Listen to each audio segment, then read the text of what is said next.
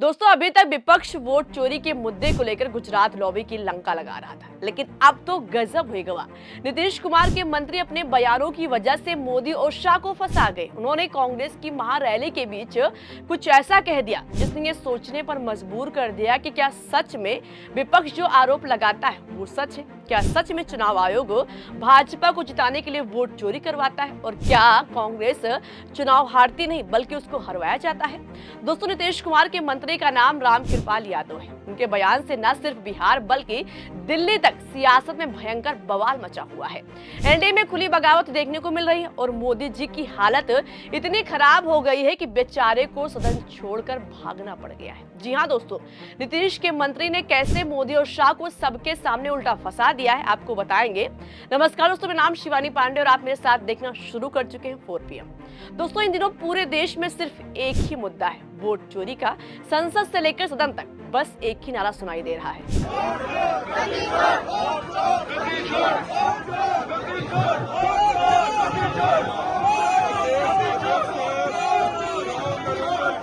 इस नारे ने और राहुल गांधी के खुलासे ने गुजरात लॉबी की नींद हराम कर दी। 14 दिसंबर को दिल्ली के रामलीला मैदान में कांग्रेस ने एक महारैली की और प्रियंका गांधी पीएमओ को हिलाती हुई नजर आई। पहले आप प्रियंका गांधी की इस हुंकार को सुनिए, फिर बताएंगे कि इसके बाद इसी महारैली को लेकर नीतीश कुमार के मंत्री कैसे मोदी और शाह को सवालों के घेरों में लाकर खड़ा कर दिया है। जरा एक बार जोर से, इतनी जोर से नारा लगाइए कि यहाँ से गूंजता हुआ प्रधानमंत्री निवास तक जाए, वोट चोर, वोट चोर, वोट चोर। प्रियंका गांधी के साथ कांग्रेस के तमाम नेता राहुल गांधी, मल्लिकार्जुन खड़गे, गौरव गोगोई जैसे नेताओं ने दिल्ली के रामलीला मैदान से साफ साफ कह दिया कि वोट चोरी की लड़ाई अभी और आगे बढ़ेगी। भाजपा और चुनाव आयोग को उसके इरादों में कामयाब नहीं होने दिया जाएगा। लोकतंत्र को बचाने की लड़ाई कांग्रेस लड़ेगी। आरोप लगाया गया कि बिहार विधानसभा चुनाव में वोट के साथ छेड़छाड़ हुई है। चुनाव आयोग पर सवाल खड़े किए गए और मोदी शाह पर निशाना साधा गया। रैली में हजारों कार्यकर्ता चिल्ला रहे थे, चुनाव चोरी नहीं चलेगी। एक तरफ दिल्ली के रामलीला मैदान से कांग्रेस सत्ता पक्ष की बखिया उधेड़ रहा था, पीएमओ को हिला रहा था, तो दूसरी तरफ नीतीश कुमार के मंत्री रामकृपाल यादव बिहार से कांग्रेस को लेकर एक बड़ी भविष्यवाणी करने लगी। उन्होंने पटना से कहा कि जहां कहीं भी चुनाव होंगे वहां कांग्रेस की हार तय है। कांग्रेस ने बिहार में एसआईआर का मुद्दा उठाया था, जिसके बाद उनकी बुरी हालत हो गई। अब पूरे देश में भी कांग्रेस का यही हाल होने वाला है। चुनाव जहां भी होंगे कांग्रेस से बुरी तरह से हारेगी। रामकृपाल यादव ने आगे कहा कि पूरा देश और दुनिया जानती है कि कांग्रेस ने बिहार को बर्बाद करने में कोई कसर नहीं छोड़ी। इसमें राष्ट्रीय जनता दल यानी आरजेडी ने भी कांग्रेस का पूरा साथ दिया। दोनों ने मिलकर बिहार की हालत खराब की है। अब दोस्तों, रामकृपाल यादव के इस बयान के बाद से सवाल उठ रहा है कि आखिर नीतीश के मंत्री किस आधार पर इतनी बड़ी बात कह रहे हैं। इनको कैसे पता कि कांग्रेस चुनाव हार जाएगी? क्या ये कांग्रेस का भविष्य देखकर आए हैं? आखिर नीतीश के मंत्री साहब ने किस वजह से कॉन्फिडेंस में आकर इतनी बड़ी भविष्यवाणी कर दी? क्या वोट चोरी की वजह से, या फिर धांधली का कोई और तरीका, या फिर कुछ और? हालांकि बिहार में चुनाव के वक्त कैसे ईवीएम खराब होने की खबरें आई, कैसे बूथ कैप्चरिंग हो रही थी, हम सब ने देखा था। मगर यहाँ पर सवाल नीतीश कुमार के मंत्री से है कि कैसे कोई इतनी बड़ी भविष्यवाणी कर सकता है। जनता के मिजाज के बारे में किसी को नहीं पता होता है। लोकसभा चुनाव में जो 400 पार का नारा लगा रहे थे वो 240 पर आकर अटक गए और हालत ऐसी हो गई कि आज बैसाखियों के सहारे सरकार की पहिया चल रही है। घमंड भाजपा वालों के अंदर भी था, लेकिन उनका घमंड चूर हो गया। रामकृपाल यादव के बयान से ये लग रहा है कि कांग्रेस को हराने के लिए भाजपा वालों ने सारा सिस्टम लगा दिया है और इसमें उनका चुनाव आयोग साथ दे रहा है। अब भैया मंत्री साहब इतना बड़ा दावा करेंगे तो शक उसी तरफ जाएगा कि शायद विपक्ष जो आरोप लगा रहा है वो कहीं ना कहीं सच है। इन्हीं सवालों के बीच बिहार एनडीए में भयंकर बवाल भी मचा हुआ है।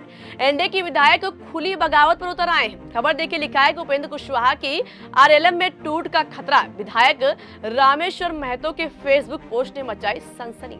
दरअसल जब से उपेंद्र कुशवाहा ने अपने बेटे को बिना चुनाव लड़वाए मंत्री बना दिया है, उसके बाद से कुशवाहा की पार्टी में घमासान मचा हुआ है। कुशवाहा से उनके विधायक नाराज चल रहे हैं। नाराजगी की चिंगारी इतना ज्यादा भड़क उठी है कि आरएलएम के विधायक रामेश्वर महतो ने फेसबुक पर एक पोस्ट करके सियासी सनसनी मचा दी। उन्होंने सीधा सीधा उपेंद्र कुशवाहा की नीयत पर सवाल उठा दिए हैं। रामेश्वर महतो ने अपने पोस्ट में लिखा कि राजनीति में में सफलता केवल भाषणों से नहीं बल्कि सच्ची नियत और दृढ़ नीति से मिलती है। जब नेतृत्व की नियत धुंधली हो जाए और नीतियां जनहित से अधिक स्वार्थ की दिशा में मुड़ने लगे, तब जनता को ज्यादा दिनों तक भ्रमित नहीं रखा जा सकता। आज का नागरिक जागरूक है और वो हर कदम, हर निर्णय और हर इरादे को बारीकी से परखता है।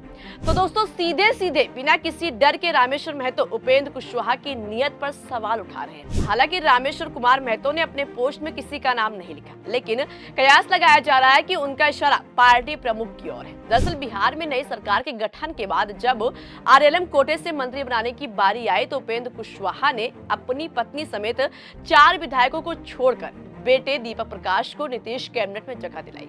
दीपक अभी किसी भी सदन के सदस्य नहीं है, यानी वो बिना चुनाव लड़े मंत्री बने। कुशवाहा साहब की चालाकी समझिए, खुद राज्यसभा सांसद है, पत्नी विधायक है, ऐसे में उनके बेटे के पास कोई पद नहीं था। इसलिए कुशवाहा साहब ने अपने सभी विधायकों को साइड कर दिया और बेटे को सिलेक्ट करके मंत्री बना दिया।